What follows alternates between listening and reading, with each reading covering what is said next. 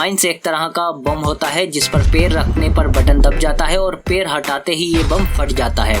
अगर इस वीडियो को तुमने माइंड के फटने तक देखा तो ये वीडियो तुम पूरी जरूर देखोगे। अगर यकीन नहीं आ रहा तो देख लो। तो आज हम एक साइकोलॉजिकल थ्रिलर वॉर फिल्म को एक्सप्लेन करेंगे। नाम है माइंड। तो मूवी की शुरुआत होती है एक हार्ड यूएस मेराइन माइक के साथ, जो एयरपोर्ट पर एक लड़की को गुड बाय बोल रहा है और ये कौन है तुम बखूबी जान गए होगे। इसके बाद ये अपने नेक्स्ट मिशन के लिए हेलीकॉप्टर में जाता है। अगले सीन में हम देखते हैं कि माइक और उसका साथी टॉमी एक चट्टान पर घात लगाए हुए हैं अपने टारगेट के इंतजार में। टॉमी थोड़ा मजाकिया है जबकि माइक काफी सीरियस इंसान है। तभी वो एक तरफ से कई लोगों को आते हुए देखते हैं और दूसरी तरफ से कई सारी हथियारबंद गाड़ियां आ रही होती हैं और माइक का टारगेट होता है एक 65 साल का टेररिस्ट सईद आसिफ। रेडियो पर सिग्नल आता है कि इसे शूट करो। तभी माइक को पता चलता है कि ये लोग शादी के लिए आए हैं और उसका टारगेट दूल्हे का बाप हो सकता है। पर सिचुएशन और कॉम्प्लिकेट हो जाती है जब ये जोड़ा उसके टारगेट के बीच आ जाता है। माइक को आदेश दिया जाता है कि टारगेट तक पहुंचने के लिए दूल्हे को रास्ते से हटाओ और अपने टारगेट को शूट करो। पर माइक डिसाइड करता है कि वो किसी बेगुनाह की जान नहीं लेगा और वो अपने कमांड सेंटर से झूठ बोल देता है कि उसने अपना टारगेट खो दिया है। तभी गार्ड को इनका पता चल जाता है और वो इन पर शूट करना शुरू कर देते हैं और इनका टारगेट भी वहां से भाग चुका होता है। अब माइक और टॉमी के पास पीछे हटने के अलावा कोई रास्ता नहीं था और गोलियां चलाते हुए हथियारबंद लोग इनका पीछा करना शुरू कर देते हैं। इसी दौरान इनका जीपीएस भी खराब हो जाता है और ये चट्टान के पीछे छिप जाते हैं। पर ये यहाँ ज्यादा देर तक नहीं छिप सकते और ये उन लोगों को चकमा देने की कोशिश करते हैं। पर इनकी किस्मत अच्छी होती है कि वहाँ पर रेत का तूफान आ जाता है और वो लोग वहाँ से चले जाते हैं। माइक और टॉमी तूफान में ही फंसे रहते हैं और यूएस आर्मी से मदद मांगते हैं। पर वहाँ से जवाब आता है कि उन्हें पास के गांव पहुँचना होगा, हम वहाँ पर मदद भेज देंगे। पर वो गांव यहाँ से 5 घंटे की दूरी पर था। फिर ये दोनों पैदल ही गांव की तरफ चल देते हैं। धूल भरी आंधी और चिलचिलाती गर्मी से खुद को डाइवर्ट करने के लिए टॉमी मजाक करना शुरू कर देता है। इसी दौरान माइक उसे बताता है कि वो जेनी को शादी के लिए प्रपोज नहीं कर पा रहा। टॉमी इस बात पर उसका मजाक उड़ाता है, फिर उसे सलाह भी देता है कि शुरू में शादी मुश्किल हो सकती है पर समय के साथ आप इसे समझ जाते हैं। रेगिस्तान से गुजरते वक्त हवा से उड़ता हुआ एक बोर्ड इनके पैरों में आकर गिर जाता है जिस पर चेतावनी यानी खतरा लिखा होता है। टॉमी मजाक में लेता है पर माइक सीरियसली लेता है और कहता है कि लड़ाई के दौरान पिछले 40 सालों में इस रेगिस्तान में 33 मिलियन माइंस लगाए गए हैं। पर टॉमी इसे अभी भी सीरियसली नहीं लेता और बोलता है कि ये इन बर्बर लोगों की चाल है दुश्मनों को दूर रखने के लिए। पर माइक अभी भी इसे लेकर सीरियस है। पर टॉमी बोलता हुआ उल्टा चला जा रहा है लेकिन माइक का दिमाग अभी भी इस चेतावनी के बारे में सोच रहा है। टॉमी बोलते बोलते उल्टा चला जा रहा है। तभी माइक से कुछ गज की दूरी पर टॉमी के पैर रखते ही एक क्लिक की आवाज आई और विस्फोट। टॉमी ने एक माइन पर पैर रख दिया था। जैसे ही माइक टॉनी की ओर बढ़ता है तो अगले ही कदम पर उसे महसूस होता है कि उसने भी एक माइन पर पैर रख दिया और वो वहीं जम जाता है। विस्फोट के बाद जैसे ही रेत साफ होती है तो वो देखता है कि टॉमी जिंदा है पर उसके दोनों पैर विस्फोट में उड़ चुके हैं और वो दर्द से चीख रहा है। माइक अपनी जगह से हिल नहीं सकता।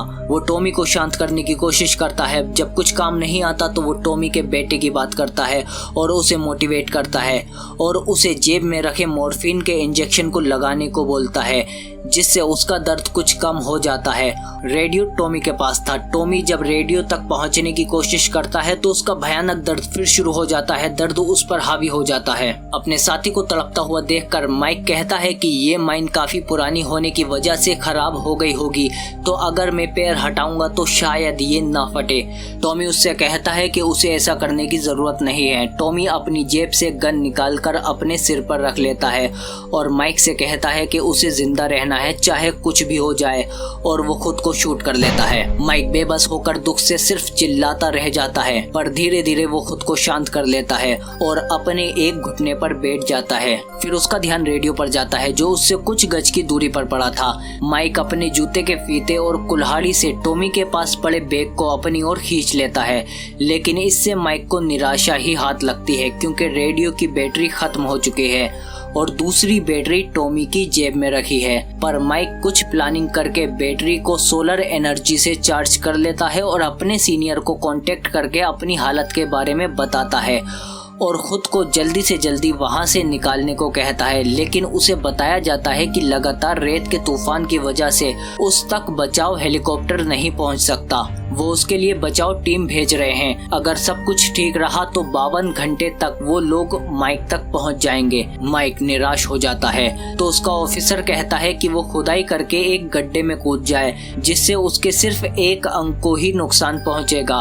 पर माइक टीम का इंतजार करने का फैसला करता है और अपनी घड़ी में टाइमर सेट कर लेता है। कुछ देर बाद वहाँ रेत का तूफान आता है, पर माइक अपनी गन का स्टैंड बनाकर वहाँ जमा रहता है और तूफान चला जाता है। तूफान के गुजरने पर माइक देखता है कि तूफान से टॉमी की बॉडी उसके पास आ गई है। अब माइक को एक्स्ट्रा बैटरी तो मिल गई, पर अब रेडियो उसकी पहुंच से दूर चला गया। कई घंटे बीत जाते हैं। माइक की बॉडी में अब पानी की कमी होने लगती है। डिहाइड्रेशन की वजह से वो और ज्यादा निराश होने लगता है और खुद को गोली मारने की कोशिश करता है। पर तभी वो देखता है कि उसकी ओर एक बर्बर इंसान आ रहा है, जो एक जिगजैग पैटर्न में माइक की ओर आ रहा है। माइक उसे माइन के बारे में चेतावनी देता है, पर वो बर्बर माइक की नकल करता हुआ और उसकी मजाक उड़ाता हुआ उसके सामने आ जाता है। माइक उसे अपनी हालत समझाने की कोशिश करता है और अपना रेडियो उठाने को कहता है, पर वो बर्बर कहता है कि यहाँ कोई गाना नहीं बजेगा और वो जोर देकर माइक से कहता है कि तुम्हें एक कदम आगे बढ़ाना चाहिए। फिर वो माइक की बोतल लेकर वहाँ से चला जाता है और काफी देर हो जाती है। अब माइक बहुत ज्यादा डिहाइड्रेट हो चुका है और वो पानी न मिलने की वजह से अपना पेशाब पीने की कोशिश करता है। पर तभी वो देखता है कि एक छोटी सी बच्ची पानी की बोतल लेकर उसकी ओर आ रही है और माइक को पानी की बोतल दे देती है। माइक जल्दी से पानी पीकर अपनी प्यास बुझा लेता है। पानी पीने के बाद उसे बहुत राहत मिलती है, पर लड़की कुछ नहीं बोलती। वो अपना छोटा सा सोल्जर टॉय माइक को दिखाती है और उसकी मदद से माइक को समझाती है कि उसे एक कदम आगे बढ़ाना चाहिए। माइक उसे समझाता है कि वो ऐसा नहीं कर सकता और वो उससे अपना रेडियो उठाने को कहता है, पर बच्ची को उसकी बात समझ में नहीं आती। माइक पहले से इतना ज्यादा परेशान होने की वजह से उस पर चिल्ला देता है, जिससे लड़की डरकर भाग जाती है और जल्दी ही रात हो जाती है और टेम्परेचर गिरना शुरू हो जाता है। माइक खुद को गर्म रखने के लिए आग जला लेता है, पर फिर भी उसे जंगली जानवरों की आवाजें सुनाई देती हैं। माइक खुद को डिस्ट्रैक्ट करने के लिए अपना फोन निकालता है और अपनी गर्लफ्रेंड की फोटो देखने लगता है। देखते देखते उसे वीडियो मिलती है। वो वीडियो को प्ले करता है, जिसमें जेनी माइक से कहती है कि वो उसे बहुत मिस कर रही है। उसे जंग जीतकर जल्दी से जल्दी उसके पास वापस आ जाना चाहिए। माइक बहुत ज्यादा इमोशनल हो जाता है। उसे डर है कि वो शायद अब अपनी गर्लफ्रेंड को दोबारा नहीं देख पाएगा। उसके साथ हो रही हर चीज से वो अब थक चुका है। वो अब सो जाना चाहता है और माइक की आंख लग जाती है। जब आंख खुलती है तो वो देखता है कि आग बुझ चुकी है और उसके चारों ओर जंगली जानवर हैं। वो गन से उन्हें डराने की कोशिश करता है, पर ये काम नहीं आता। जानवर टॉमी की लाश घसीट कर ले जाते हैं और एक जानवर उसकी ओर बढ़ता है, लेकिन अपने टॉर्च की रोशनी में माइक उसे शूट कर देता है, जिससे वो जानवर वहीं एक माइन पर गिर जाता है। धमाके से बाकी जानवर डरकर भाग जाते हैं। जब सुबह होती है तो वो बर्बर फिर से आता है और माइक से कहता है कि वो बहुत किस्मत वाला है कि माइन पर पैर रखने के बावजूद भी पूरी रात रेगिस्तान में जिंदा रहा, वो भी जंगली जानवरों के साथ। वो एक बार फिर से माइक को आगे बढ़ने को कहता है, पर माइक नहीं मानता। माइक कहता है कि तुम जानते हो कि माइन कहाँ पर है, इसीलिए तुम हमेशा एक पैटर्न में चलते हो। बर्बर कहता है कि मैं नहीं जानता माइन कहाँ पर है, मैं सिर्फ जिगजैग पैटर्न में चलता हूँ क्योंकि ये सीधे चलने से सुरक्षित है। अगर मैं सीधा चला तो एक ना एक दिन मेरा पैर माइन पर जरूर आएगा। माइक फिर उसे अपना रेडियो लाने को कहता है। बार्बर मान जाता है और वो उसे रेडियो उठाकर दे देता है और फिर अपने रास्ते चला जाता है। माइक अपनी घड़ी चेक करता है। अभी मदद आने में 24 घंटे बाकी हैं। अब माइक को हेलोसिनेशन यानी भ्रम होना शुरू हो जाता है। वो देखता है कि टॉमी मौत से जाग जाता है और उससे कहता है कि उसे अब घर जाना चाहिए। वो माइक को मोटिवेट करता है कि तुम यहाँ से जिंदा निकल जाओगे। फिर से सूरज डूबने लगता है। माइक अपनी गलतियों के बारे में सोचने लगता है। उसे पछतावा होता है कि वो अपनी जेनी को छोड़कर मिशन पर आ गया। रात में वो फिर से खुद को जानवरों से घिरा हुआ पाता है, पर इस बार वो उन्हें नहीं रोक पाता। अंधेरे में गोलियां चलाने लगता है, लेकिन जानवर अभी भी उस पर हमला कर रहे हैं और वो रात भर उन जानवरों से लड़ता रहता है और फिर अपने विचारों में खो जाता है। जब सुबह होती है तो वो सभी जानवर जिन्हें उसने मारा होता है वो सभी माइक के चारों ओर पड़े होते हैं और अब 45 घंटों से माइक उस माइन पर पैर रखे हुए संघर्ष कर रहा है। ना जाने कब उसका ब्रेकिंग पॉइंट आ जाए और वो गिर जाए। उसके पास मदद आने में अभी भी 7 घंटे बाकी हैं। आखिरकार उसके सीनियर का मैसेज आता है और वो उसे बताता है कि टीम काफी लेट चल रही है। वो उसके पास 7 घंटे के बजाय 17 घंटे में पहुंचेंगे। क्या वो 17 घंटों तक और रुक सकता है? माइक कहता है कि वो अब और आगे नहीं जा सकता। मेजर उसे बताते हैं कि कोई उससे बात करना चाहता है। माइक को तभी आवाज आती है जेनी की। जेनी की आवाज सुनते ही माइक उससे माफी मांगना शुरू कर देता है। उसे छोड़कर आने के लिए, उसने जो भी गलतियां की हैं उसके लिए वो जिस किसी भी चीज को हाथ लगाता है उसे बर्बाद कर देता है। जेनी उसे मोटिवेट करती है कि उसे जिंदा रहना है हमारे लिए। कुछ देर बाद माइक को फिर से भ्रम होने लगता है। रेगिस्तान में अपने सामने वो जेनी को सोफे पर बैठे हुए देखता है। वो उस तक पहुंचने की कोशिश करता है, लेकिन वो अब बहुत ज्यादा कमजोर हो चुका है और वो गिरने लगता है। तभी बार-बार आकर उसे पकड़ लेता है और उसके जख्मों को साफ करने लगता है और उसे बताता है कि वो अक्सर माइन को निकाल कर वहाँ टीन का डिब्बा रख देते हैं। एक बार उसने भी माइन पर पैर रख दिया था, जिससे उसका पैर भी धमाके से उड़ गया था, जिसके बाद उसे लगा उसकी जिंदगी अब खत्म हो चुकी है। लेकिन जब वो अपनी पत्नी से मिला और उसकी बेटी हुई तो वो अपने पैर के दर्द को भूल गया। हमारे जीवन में कुछ भी हो, हमें हमेशा आगे बढ़ते रहना चाहिए। माइक कहता है कि वो उसकी बेटी से मिल चुका है, वो उसके लिए पानी लाई थी। तुम बहुत खुशकिस्मत हो कि तुम्हारी इतनी अच्छी बेटी है। बर्बर उसे बताता है कि उसकी बेटी भी माइन एक्सप्लोजन में मर चुकी है, पर मैं खुश हूँ कि तुम मेरी बेटी से मिले और वो तुमसे मिलने आई, लेकिन अब तुम्हें आगे बढ़ने की जरूरत है। ये कहकर बार्बर चला जाता है। माइक फिर से उसके साथ उसकी बेटी को देखता है, पर इस बार वो हवा में गायब हो जाती है। माइक को फिर से भ्रम होने लगता है। वो देखता है कि कैसे उसके पिता गाली गलौज करते थे, उसकी माँ को मारते थे और वो बेबस खड़ा होकर देखता रहता था। वो अपनी बीमार माँ को देखता है और साथ ही अपनी गर्लफ्रेंड के साथ बिताए गए प्यार भरे लम्हों को भी देखता है। तभी उसे रेडियो पर मैसेज सुनाई देता है कि बचाव दल उसके पास पहुंच रहा है और उसे उसकी एग्जैक्ट लोकेशन के लिए फ्लेयर सिग्नल का यूज करना चाहिए। माइक फ्लेयर को उठाता है, पर इससे पहले वो फ्लेयर को इस्तेमाल करता तभी उस पर वही आतंकवादी गोलियां चलाना शुरू कर देते हैं, जिससे पास की माइन फट जाती है और माइक के हाथ से फ्लेयर गिर जाती है।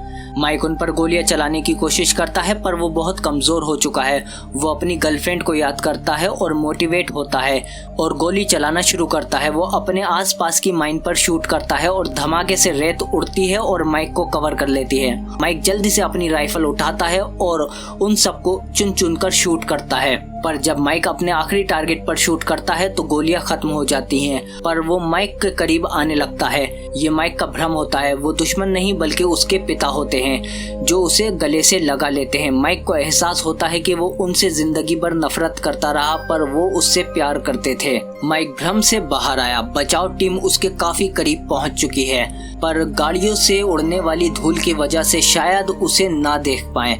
अब माइक को फ्लेयर से अपनी लोकेशन के लिए सिग्नल देना होगा, पर वो फ्लेयर माइक की पहुंच से काफी दूर हो चुका है। माइक के लिए करो या मरो वाली स्थिति होती है।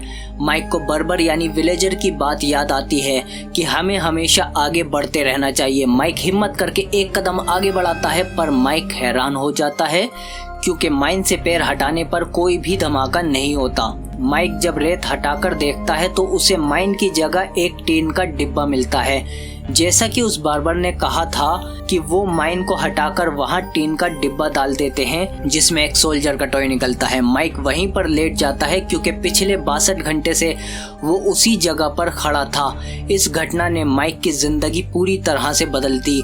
कुछ दिनों बाद माइक जब अपने देश वापस जाता है तो जेनी उसे एयरपोर्ट पर लेने आई होती है। उसे देखकर माइक अपने घुटने पर बैठ जाता है। एंड आई होप इस पोस्ट को देखने का तुम्हारा नजरिया बदल गया होगा। होगा इस सीन के लिए। और अगर आपको भी ऐसा लगा है तो प्लीज लाइक करो वीडियो को अभी, और इस विलेजर की तरह आप भी हमारी हौसला अफजाई कर सकते हैं हमें लाइक, शेयर और सब्सक्राइब करके।